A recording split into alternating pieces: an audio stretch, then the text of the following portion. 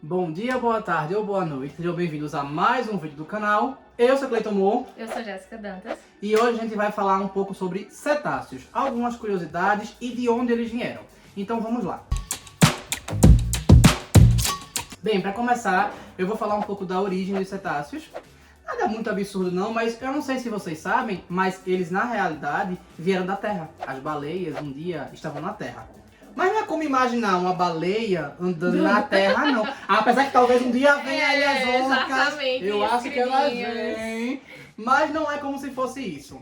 Na realidade, fala-se que existia um animal em torno de mais ou menos ali 60 milhões de anos, que ele é artiodactilo, né? Ele faz parte do grupo dos artiodactilas, que começou a ter hábitos aquáticos. Ele entrava para caçar, ele era carnívoro, mas ele começava a se alimentar de animais que estavam dentro da água. Assim como uns lobos cinzentos específicos na Grã-Bretanha fazem hoje em dia. Talvez eles sejam uma próxima espécie de mamíferos aí que Será vão que se adaptar. vem aí? Será? Eu queria estar vivo pra ver, pô. Imagina um lobo de água, pô. Seria muito massa. Mas isso foi cerca de 60 milhões de anos atrás, na região do... Eu adorei. O efeito sonoro assim. Aí é por isso que o vídeo fica 1 hora. Exatamente. Mas sim, voltando.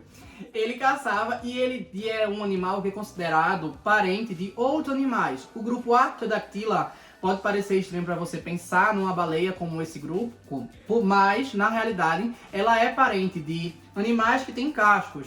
Então ela é parente dos hipopótamos, ela é parente dos bois, ela é parente de vários outros bichos que estavam lá. E esse animal, muito lá atrás, ele foi começando a se adaptar. E o primeiro que se considera que deu o primeiro passo para começar a virar uma baleia é o Paquicetus. O cetus vem do nome em grego, que é uma criatura que é metade vaca, metade peixe. E ali era chamado de cetus. É vaca? Acho que era vaca, se não me engano. Era um bicho lá meio estranho. E aí pegaram esse nome e colocaram associado a esses animais. Então, o grupo, né, dos cetáceos ganhou esse nome por causa disso. E o Paquicetus é o primeiro que se tem registro, pelo menos atualmente. Ele remonta entre 48 a 55 milhões de anos atrás. E ele foi o primeiro que ficava efetivamente vivendo na água, caçando na água e vivendo boa parte do tempo da água. Ele era exclusivamente aquático? Não. Mas foi ali que começou a evoluir para um ambiente aquático. Foram as pequenas adaptações que fizeram com que Isso, chegasse a o outro já tinha o costume provavelmente né? de caçar alguma coisa na Sim, água, um sim. peixe, uma coisa assim. E aí, por seleção natural, por seletividade, enfim, ele foi separando e foi virando o Paquicetus aos poucos, né? Acredito que até como uma forma adicional de busca de recursos, né? É, pode ser. É também a região é o Paquistão, né? Então, assim...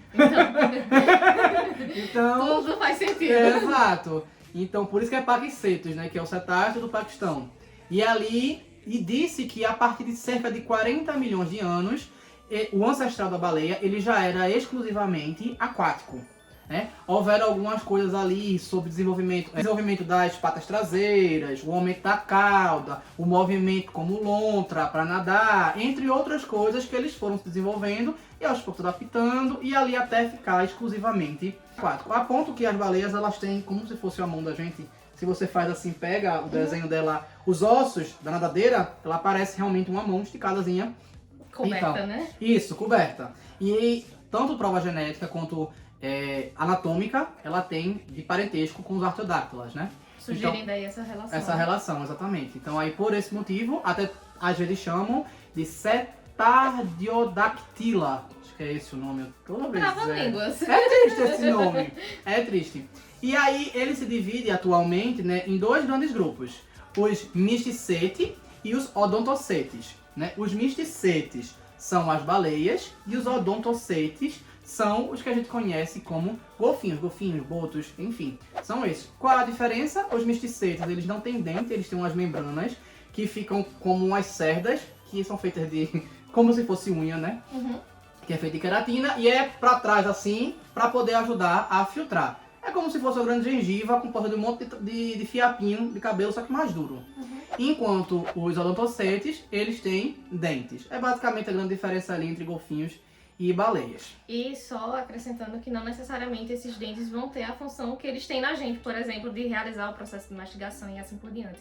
Inclusive, a gente vai ver isso na curiosidade de alguns que a gente vai apresentar, que esses dentes eles são mais unidades estruturais mesmo ali presentes e que muitos desses animais vão realizar o processo de mastigação por sucção, na verdade. Isso, e se você pensa na estrutura atrás, né, como uma plesiomorfia, né, muito provavelmente o ancestral tinha esses dentes. Sim. Foi justamente o misticete que veio separado. Ali, aqueles que têm os dentes e não usam da forma como dentes, muito provavelmente já está no processo evolutivo de sair do que é um golfinho para ir para uma baleia, né? A gente pode até deixar um questionamento nesse caso. Será que a baleia é mais evoluída do que o golfinho? Sem contar que a estrutura dos dentes, ela não é uma estrutura muito bem definida. Ela é menor, ela é mais fragilizada. Dependendo da espécie, é bem pequenininha, juntinha assim no suco. Outras já são mais sobressalentes. Depende da espécie. Depende da espécie.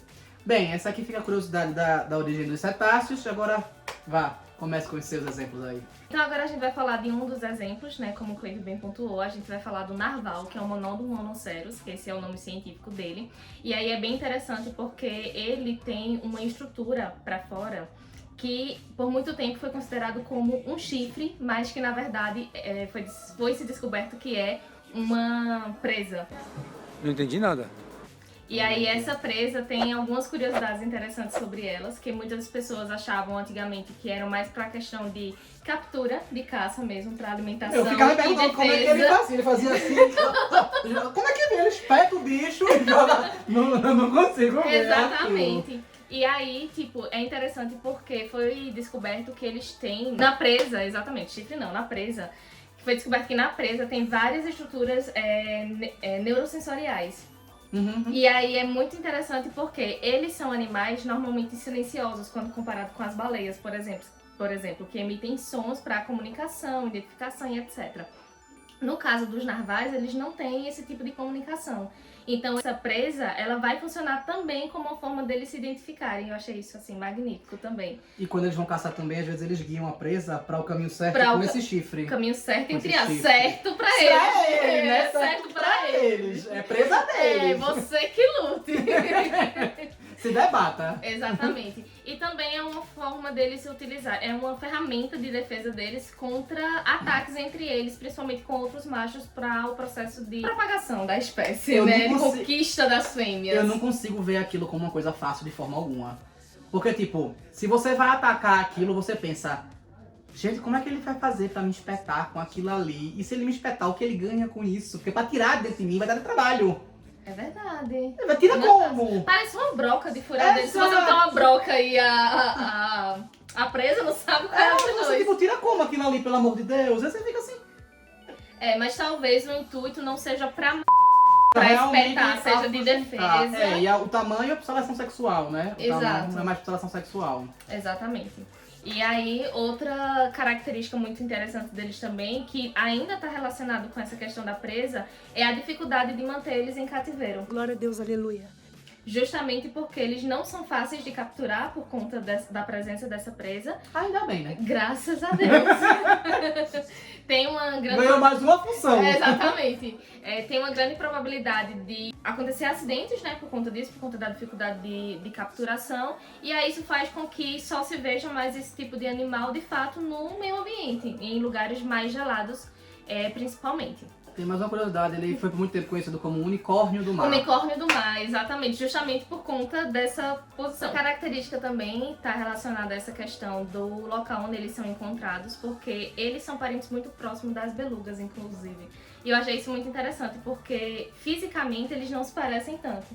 Tem algumas características semelhantes, mas eu acho que é a característica justamente da presa que torna ele tão diferente, tão estranho. E eu acho que é a coloração também, porque normalmente eles são mais acinzentados, eles têm manchas escuras e etc.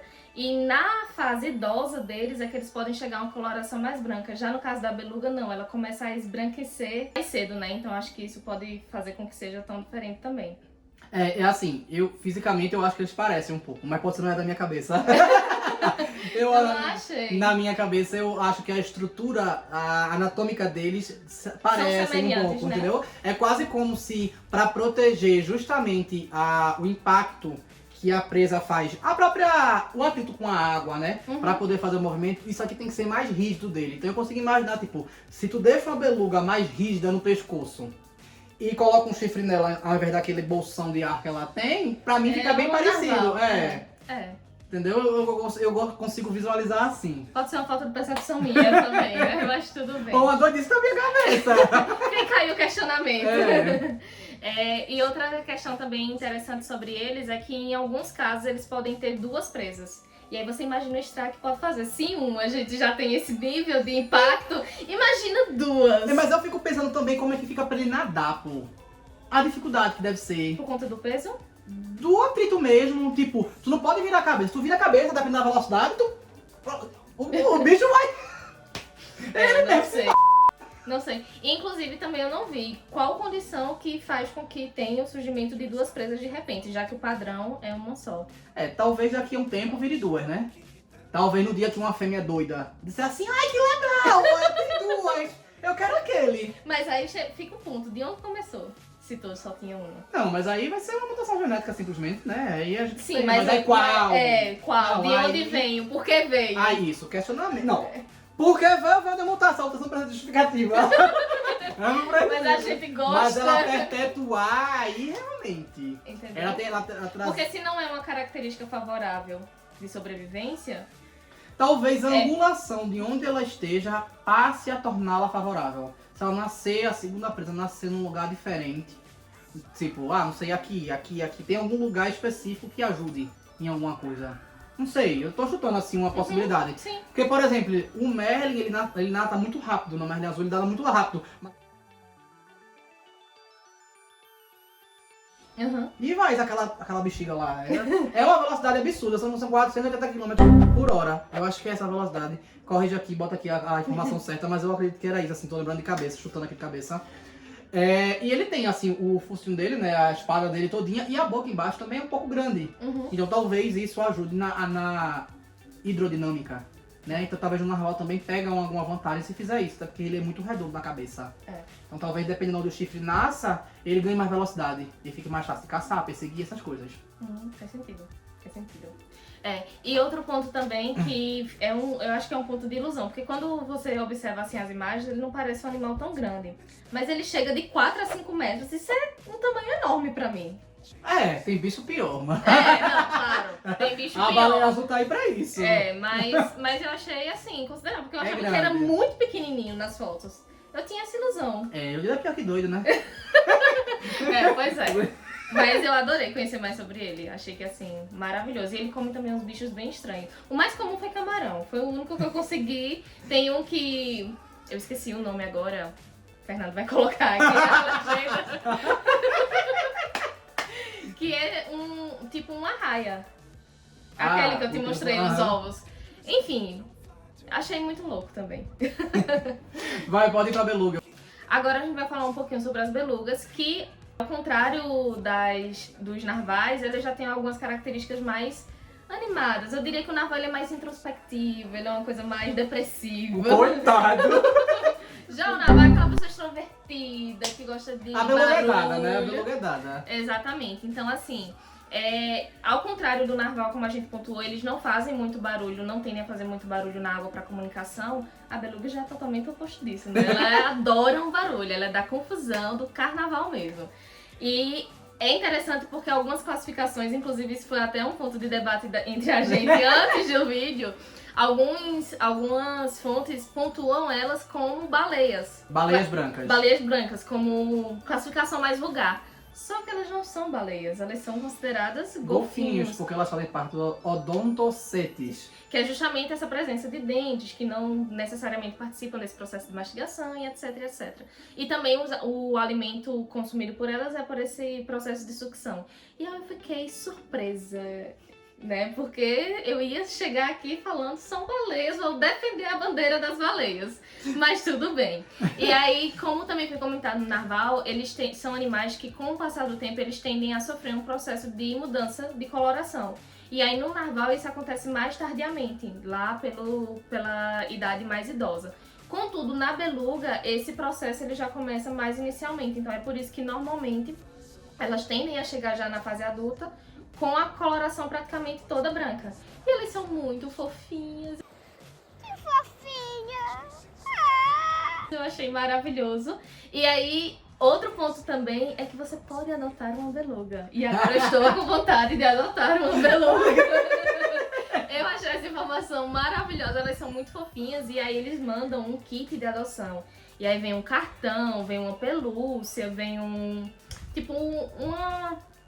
Tu sabes qual é o Uma país? forma. Tu chega a saber qual era o país, a Não. instituição? Não. A instituição é a WWF. Agora Tá. o país, exatamente não. E aí eles mandam um kit de adoção pra você precisa desse kit de adoção. Quem sabe, né? Futuramente. Mas assim, É uma forma de incentivar para para os cuidados. manter os custos da instituição e das ações ambientais que essa instituição faz. Aí você adota. Existem outras formas de adotar outros animais também. Jessica reportou que conhece uma pessoa que tem um tubarão. E eu também já tinha lido, não só sobre a beluga, mas também sobre tartarugas que você pode adotar. É uma forma de incentivar você a pagar alguma coisa para a instituição para ela se manter no processo dela de preservação. E até de pesquisa geral também, né, Isso, sobre os isso. animais, para descobrir de fato características, alterações, né, como vem se acompanhando aí. Então achei assim, eu acho uma iniciativa muito bacana. Que eu acho muito legal quando a gente começa a vivenciar a evolução das espécies. O ser humano Sim. conseguiu chegar, não que antes não acontecesse, a gente provavelmente tinha prepotência demais, não que muitos não tenham, né? A gente Isso. tinha prepotência demais, ou talvez não tinha instituições suficientes para poder reportar essas E eu coisas. acho que até recursos hoje, porque a qualidade dos recursos que a gente tem hoje. E a sabe? celeridade, E a celeridade, também, né, pra exatamente. poder fazer essa troca. Então, diante de tudo isso, é muito legal. Hoje a gente tá vendo a mudança das espécies. A gente Uhum. tem que preservar o mundo o suficiente pra poder ver virar outra espécie. É, A gente vai chegar lá? Talvez não. Acredito que não, né? De acordo com o cálculo aí, são pelo menos 500, né? 500 mil anos pra poder virar uma espécie diferente. Então vai. Não Mas tem é mais pouca. tempo todo, não. A essa altura nem o Dumbledore tá vivo mais. Não, mas se dependendo da situação, talvez hoje já tenha alguma espécie diferenciada o suficiente, né? Uhum. Porque mudanças a gente já tá tendo, essa questão dos 2 chifres, né? Sim. Provavelmente já acontecia antes, mas hoje é que tá sendo reportado. Então talvez aí já tenha algum padrão que Em tá... alguma região específica, Exato, né? que ele já vem com 2 chifres, né? Uma subespécie já Uhum. já a gente só não descobriu ainda. A gente tem o caso de, por exemplo, eu vi ontem um caso que foi reportado de lontras albinas que estão aumentando a população de lontras albinas. Então, muito provavelmente, esse código genético está ficando cada vez mais frequente. Ao invés de elas serem excluídas, porque é mais fácil ser caçada porque elas sobressaem no ambiente, Exatamente. elas estão sendo...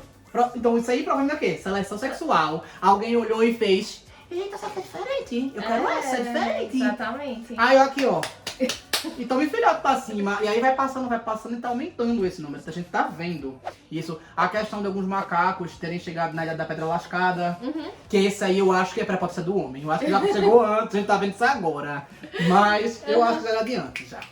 Mas enfim, tem essas evoluções que é muito legal a gente acompanhar e reportar. Eu acho bem interessante. E é interessante porque são mudanças e evoluções que não acontecem para um fim específico, É. né? É uma coisa que pode vir, assim, pela seleção sexual, tipo, esse daqui é diferente, quero, mas que no final resulta em outras coisas. Porque, por exemplo, camuflagem pra elas, essa coloração deve ser perfeita. Não, é péssimo, porque ela é branca. A lontra no meio da Mata Atlântica, por exemplo, Ah, é verdade. ela vai sobressair, ela vai ter que migrar pro mar ou alguma coisa do verdade. tipo. E aí, meu Deus. Porque É ali verdade. vai ser horrível pra elas é branca, vai ser horrível. Não é o contrário.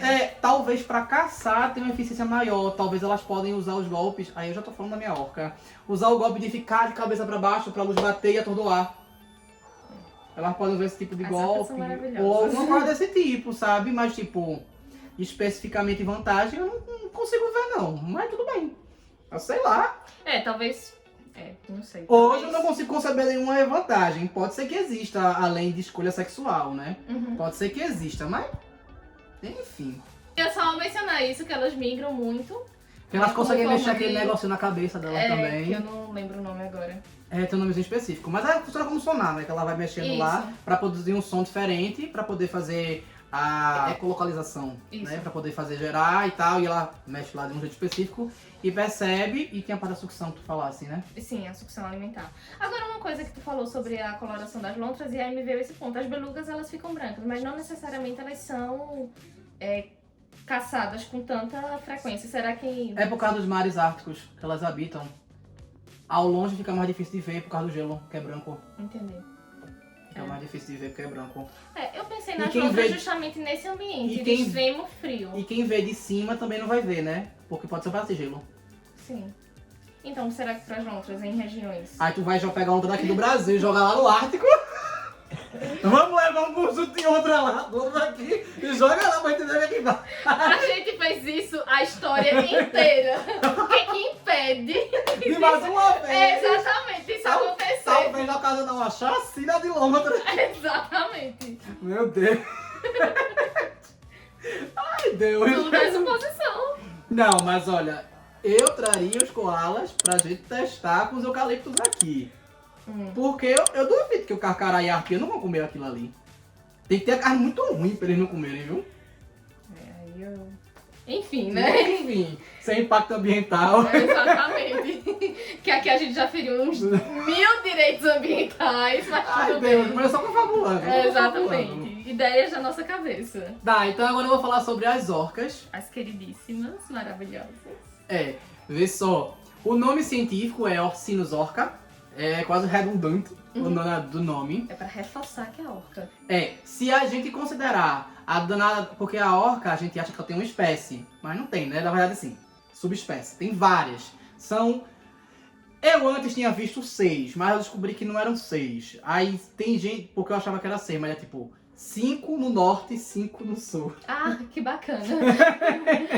Tem várias orcas. E o que é que muda nelas? O tom do branco, da mancha branca delas, é uma das coisas que muda. E aí as pessoas dizem, ah não, branco é branco, tá vendo que não é? Tá vendo que não Mas é? nesse ponto eu acho que a orca, ela é o inseto dos mamíferos. Por quê? Porque o inseto é assim. Eita, essa asa aqui, ó, tem uma linha diferente. É outra espécie. Ah, isso aqui tem uma pata diferente. É outra espécie. Amigo, tu estudou em biologia? Acontece a mesma coisa.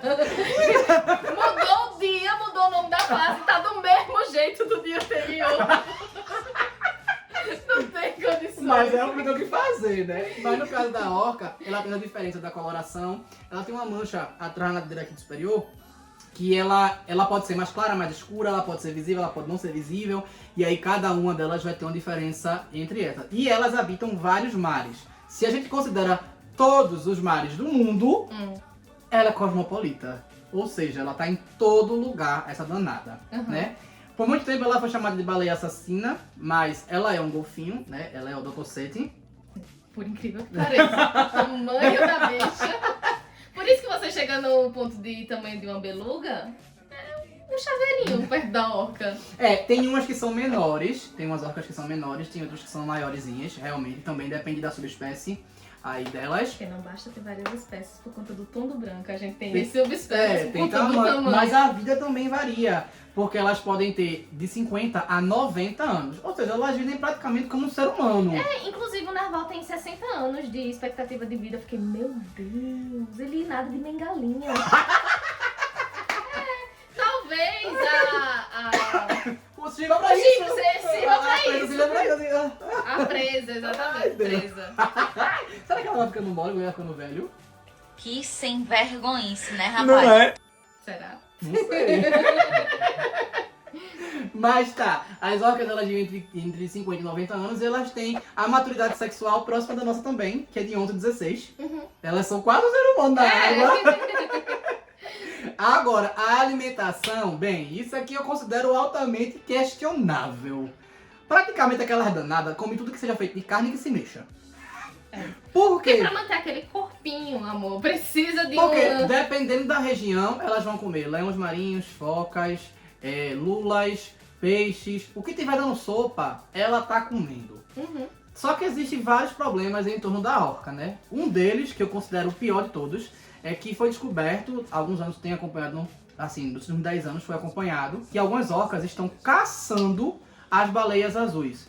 Aí você faz, nossa, pra que ela quer caçar uma baleia azul? Então, ela quer comer o fígado da baleia azul porque ela percebeu que tem muita gordura e aí é um alimento rico pra ela poder se sustentar. Então elas emboscam uma baleia azul, isolam ela, aí uma delas entra na boca da baleia azul pra comer a língua, pra que ela comece a morrer de hemorragia e depois elas começam só aqui, ó.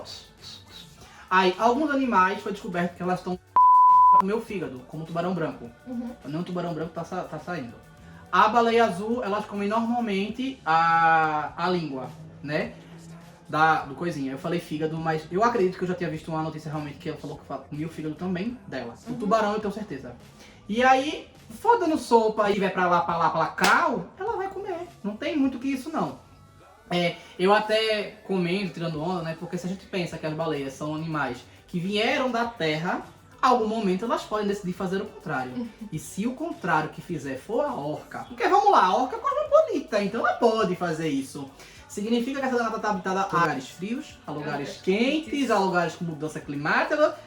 Ela só não tá no deserto. Então ou vai todo mundo morar no deserto pra fugir delas, ou elas tomam conta do mundo. Mas ela é tão inteligente que ela vai encontrar uma forma de se Com adaptar. certeza. Não Com tenha certeza. dúvidas disso. Quando a Europa estiver debaixo d'água, né?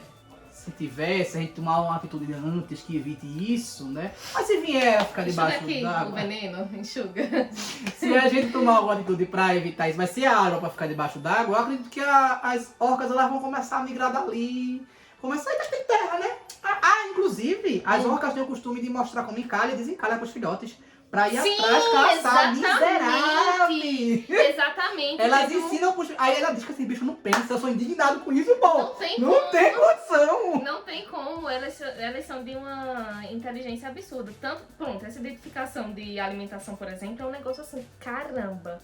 Elas estudaram a estrutura corpórea de um outro animal Exatamente! pra analisar qual era a melhor fonte de nutrição pra elas. Aí você fica Tipo assim, E o ser humano imenso. tem que botar que é ovo no rótulo do ovo. Exatamente, tem água sanitária, não beba. E detalhe, essa da baleia azul, quando fizeram uma pesquisa, descobriram que ela, inclusive... Deixa eu segurar o veneno, deixa eu fazer um comentário aqui, mas deixa pra lá.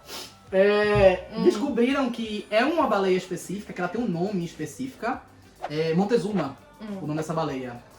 Não sei por que botaram o nome de um imperador azteca, devia ter colocado Hernán Cortés, mas tudo bem. Aí colocaram o nome dela de Montezuma e viram que ela que tá ensinando pra outras fazer esse tipo de caça. Que velha safada! Pra fazer umas caças diferentes e tal, não sei o Assim, quê. minha filha, ele faz Tipo, isso aqui. ela desenvolveu, juntou o grupo dela e foi ensinando. Porque não bastasse ela ser uma ameaça sozinha, em grupo é pior. Exato, bem pior. Em grupo Bem é pior. Inclusive, tem algumas coisas de caça que eu queria complementar em relação a isso que tu falou das baleias ensinarem aos filhotes como Encalhar. exatamente. Encalhar e desencalhar. As orcas Encalhar fazem e isso. desencalhar. E aí eu assisti um documentário muito interessante falando exatamente sobre isso. O documentário ele traz vários animais marinhos e não dá pra ficando assim, encantada, porque eu adoro as orcas. E aí é feito normalmente pelas avós, porque elas têm mais experiência. Exato. Então, e é outro ponto assim de muita reflexão. As orcas, elas têm uma atividade assim muito feminina. Então é tudo muito matriarcal. Então eu acho assim maravilhoso, né? Se até as orcas chegam nesse ponto de E como eu falei, evolução. elas se adaptam e vão ensinando as estratégias. Tem essa que eu falei de ficar de cabeça pra baixo pra luz do sol bater na barriga dela que é branca, refletir, deixar os peixes atordoados, emboscadas. Até, por exemplo, se um leão marinho sobe no gelo, elas ficam tentando fazer o gelo virar. Exato, eu ia falar exatamente isso, que elas cercam, né? Porque é aquela coisa, não é uma sozinha, é sempre em grupo, né? Então elas cercam e aí uma fica embaixo tentando saltar, como se fosse o movimento de saltar pra fazer esse gelo. Pra fazer onda virar. pra o gelo virar. Ou o leão marinho não se sustentar e escorregar de alguma forma. É muita inteligência pra um ser só. Mas eu penso do outro lado, o quão assustador é estar no mar e ser uma das 1 milhão de presas da orca. Ah, com certeza. Deve ser um negócio de doido, porque senão o tubarão branco foge dela, no tubarão branco, quer dizer, escapa das presas dela, vai fazer como? Mas eu acho elas maravilhosas. Eu acho que é isso que me encanta. Ah, isso aí não. Eu tenho medo delas. No dia, eu ainda costumo... Não, claro, nunca quero estar ao lado de nenhuma. Jamais. Porque sei que não sobreviverei. Apesar mas... que elas não veem os humanos como presa, né? Elas têm mais Tu quer ir curiosidade. arriscar? Não! Porque eu... Frente àquele vídeo que tem um Léo Marinho que subiu num barco e o povo aqui, ó, não passava nem Wi-Fi, porque as orcas aqui iam em torno. Porque se elas fazem isso no gelo, por que não fazem no barco? Sim. Por que não vir no barco? Fica aí o questionamento, né? Eu tenho medo porque no dia que elas decidirem vir pra terra, vou dominar tudo. E se os ornitorrincos não vierem salvar a gente, mais ninguém salva. A gente vai perder pras orcas e é isso. É sobre. Bem, gente, muita viagem, muita loucura, mas também muita informação. Eu espero que tenham gostado, então curtam, comentem, compartilhem, se inscrevam no canal. E se não sabem o que escrever... Free Willy. Eu ia falar baleia ou golfinho, mas tudo bem. Serve. Free Willy, é isso, valeu.